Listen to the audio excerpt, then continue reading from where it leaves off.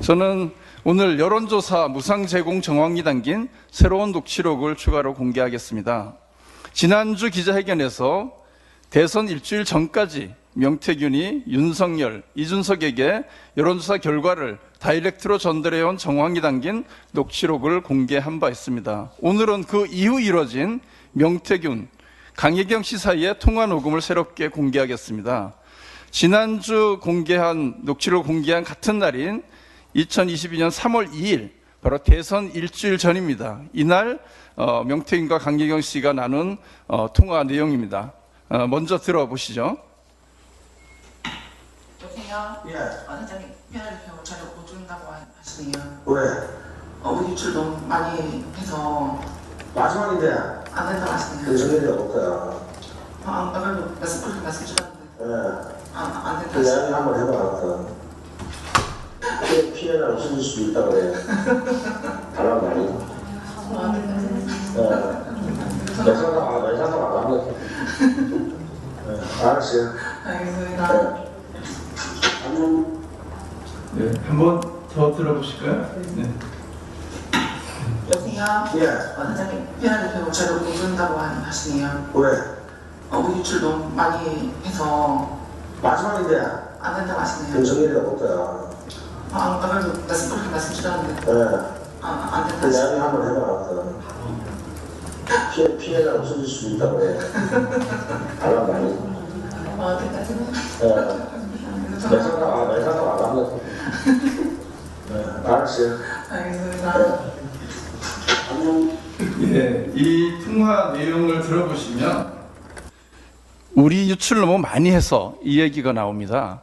그 이전까지 수차례에 걸쳐서 이 여론조사 결과를 선관위에 그 기록 등록하기 전에 수없이 유출을 해왔다라는 것을 증명하는 것이고, 그래서 마지막에는 제공조차 받지 못했다, 이런 이야기를 하고 있고요. 윤석열이가 볼 거야, 달라고 난리다, 이런 얘기를 하고 있습니다. 그러니까 그 직전까지의 조사는 계속해서 이 결과를 받아봤다라는 것을 간접적으로 확인할 수 있는 그런 내용입니다. 직접 전달했다는 증거가 이 속에 하나 담겨 있는 것이죠. 그리고 예상값 안 갚는다 캐라, 이런 얘기를 하고 있습니다. 그것은 아마 그 자료, 여론조사 자료를 제공하면서 대가 없이 제공했다라는 것을 또 확인하는 그런 내용입니다. 여론조사 비용도 제대로 지급하지 않은 무상으로 제공해 왔다라는 것을 이 내용 속에는 담고 있습니다. 피해 날이 없어질 수 있다고, 그래, 이런 얘기는 뭐 농담처럼 얘기했지만 그만큼 자기가 막강한 권한을 가지고 있다라는 것을 간접적으로 또 표현하고 있기도 합니다.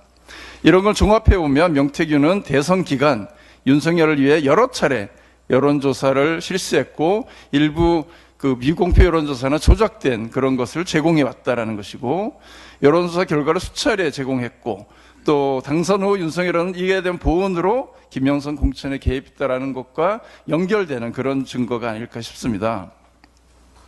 특히나 이 녹취록에서도 여론조사 결과를 제공하고 그에 따른 비용을 제대로 지불하지 않은 사실을 확인할 수 있습니다. 이는 정치 않고 위반이다라고 볼 수 있습니다.